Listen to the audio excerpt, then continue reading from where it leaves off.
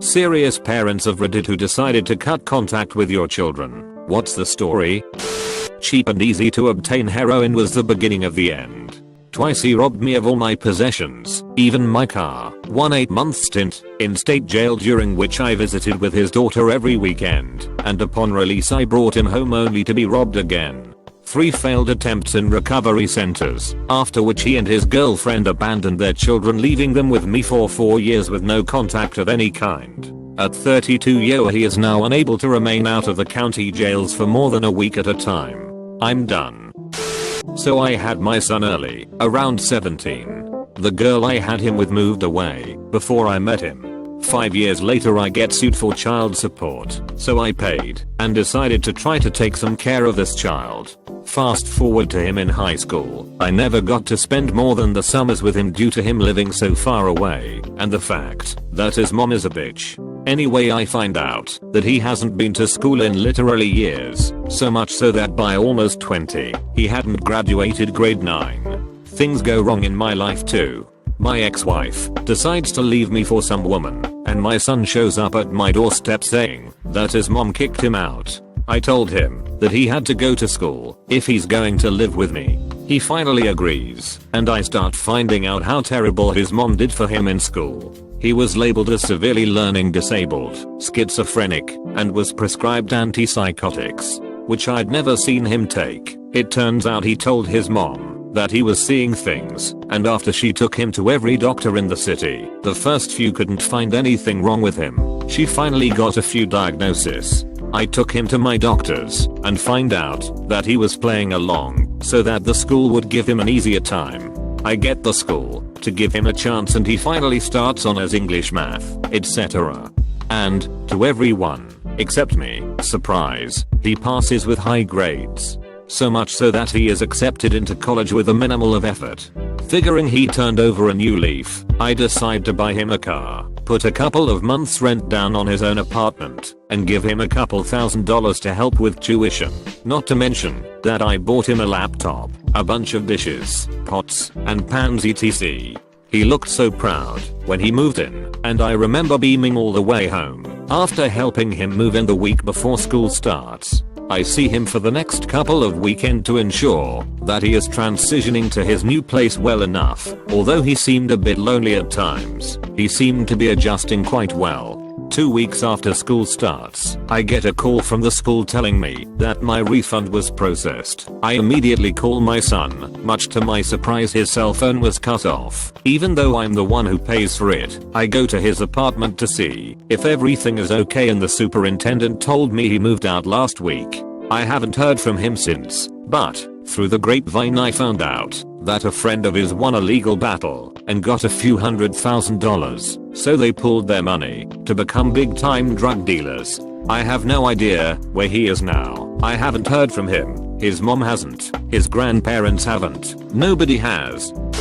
Took a bit to decide if I wanted to share my story, but here goes. I'm the father in question. I have 3 kids, 2 daughters and 1 son. They're all adults. I got married at 20, and we had them one after another. 4 years, my wife and I blamed ourselves about how my youngest girl turned out. Being so young, right out of community college, I wasn't making a lot, so I did the best I could. But we wonder if it was nutrition or the shithole we stayed in or something that made her be born with severe BPD. We didn't know what it was at first. She was really difficult. We tried our best to raise her well. By the time we figured out what was wrong with her, she had set in really bad behaviors. We still think she's the one that mutilated the neighbor's cat, but can't prove it. As of 2 years ago, she refused to take her medications, was sleeping around with whoever would shoot her up with drugs, stealing money, and generally being really difficult. We told her to leave and never come back. Tried to get her into a state mental place, but it wasn't an option. So we just closed our doors and moved shortly after. Honestly don't know what happened to her since. I tell people I only have 2 kids. Wife is devastated, but I'm just relieved. Sorry, baby K. I'll try to keep this short, because diving into all of what has happened that lead to us cutting contact would be a novel. When I married my husband, he already had 2 older children that lived with their mother. My husband and I ended up having 2 kids of our own. While my oldest was an infant, my stepchildren moved in with us, and that's when everything started. They caused so many problems for us. I'm talking heavy drugs, sneaking out and getting arrested, you name it. The older of the 2 called CPS twice and made up lies about me being abusive. As a new mom, the investigations were terrifying, but in the end they found their claims to be false. The final straw of them living with us was when we got wind of them pissing off the wrong crowd and the possibility of our home getting shot up.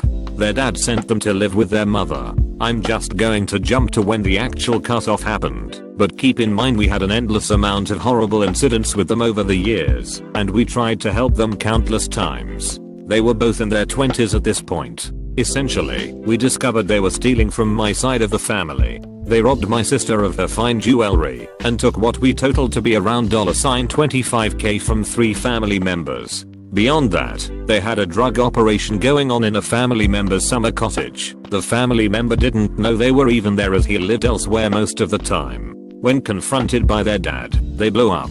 They said some of the most hateful things I've ever heard and spit in his face. That was it for us. They took advantage of people that loved them very much and had no remorse for it. My stepson is a mess. My husband and his ex-wife divorced when SS was 18 months old, and mom had done whatever she could to cut dad completely out of his life until SS was 8, when she showed up at our door with SS in tow and his bags. She said she couldn't handle him anymore. All he would do was fight with his siblings. So if we didn't take him, then she was going to take him to the children's home. Of course, my husband was excited to finally spend time with his son, and he would get to bond with his little half-brother who was 4 at the time and stepsister who was 10. It became apparent very quickly that he had been fed lie after lie about his dad. He would gleefully share very detailed stories about the abuse that he remembered that he and his mom suffered at the hands of my husband. SS was in therapy, but really started escalating dangerous behaviors. My daughter would wake up in the middle of the night with him standing over her saying, "Next time you'll never wake up." So we put a lock on her door, which he broke through with ease. We put a deadbolt on her door. He broke the door frame trying to get to her. His little brother would walk by, and he would kick him as hard as he could. He bit him until he would draw blood. The last straw for me was when he barricaded himself in his room with his little brother. I could hear my son screaming when I finally got in. My SS was molesting him. That for me was the last straw. He needed more help than what his therapist or we could do for him. The next day, child services was contacted, and he was removed from our home. A few weeks later, CPS gave us pages and pages of psychological evaluations that his mom had on him.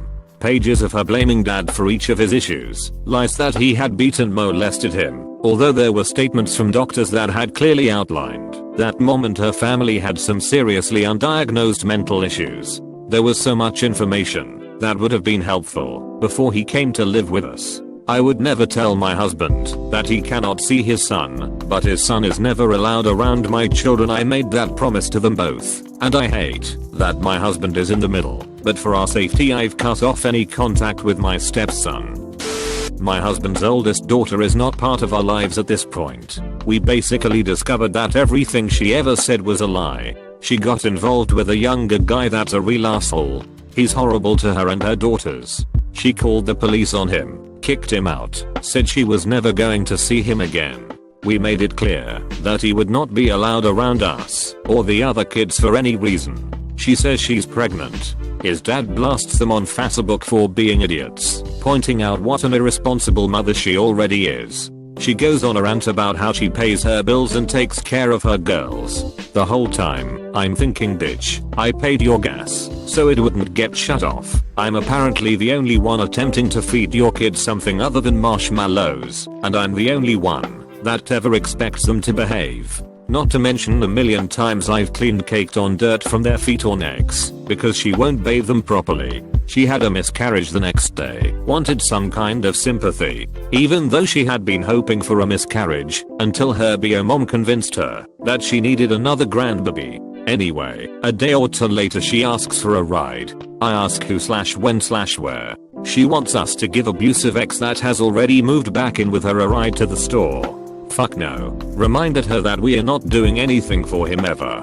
Pointed out that it's pretty disrespectful of our wishes to try to force him on us. She threw a tantrum, He threw a tantrum. Told us get over it or don't speak to her and the grandbabies again. I told her I'm not having that abusive piece of shit around her siblings. She can either respect that or move on without us. She chose the abuser. We've ran into them driving around town a few times. The guy will literally hang out the window of the car screaming, making faces, and flipping us off every time. They act like they are still 12. I miss my grandchildren, but I don't miss their mother.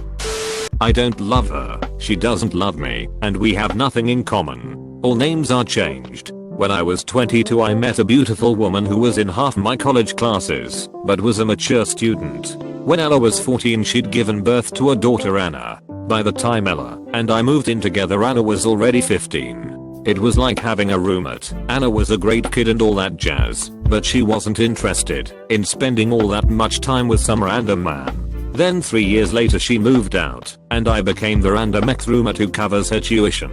People seem to think it's a tragedy, but we don't dislike each other. We are just not interested in contacting each other. We both love Ella and sometimes we happen to be spending time with her at the same time, like when Anna comes home for Christmas. When I married Ella I promised to take care of Anna. I don't regret that, but my care falls mostly on the financial side. Although I went to every game she had, and every teacher conference, we just failed to bond. She's more like a distant cousin than a daughter.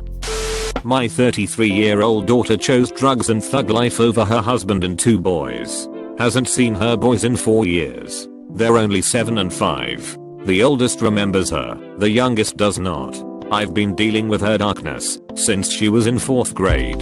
Took her to countless therapists in her youth. She convinced them all she was fine. I tried to help her through probation and rehab again last year in the hopes of reuniting her with her boys. She was snorting, now she's shooting. Nothing legal to keep her from these boys. She chose drugs. I'm done. Never realized what an epidemic this has become until I started talking to people who are dealing with the same thing with loved ones. It's definitely effed up. I had a daughter when I was fairly young. I married her mother and spent a few hellish years with her until divorce became necessary. We agreed to split custody, so long as she received full physical custody. It made sense under 3 circumstances. Within a few years, it became obvious my emotionally volatile ex-wife was just poisoning our daughter with absurd lies, and to some extent, no doubt, her family as well. My kid became distant and then anxious around me.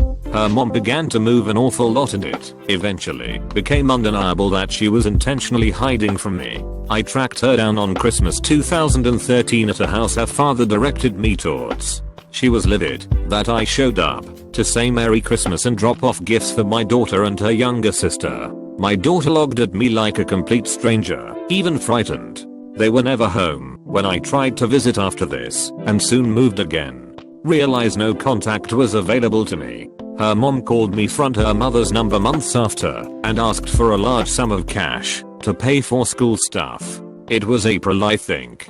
I asked her where my daughter was before I agreed to anything and she got angry and hung up. I stopped trying I guess.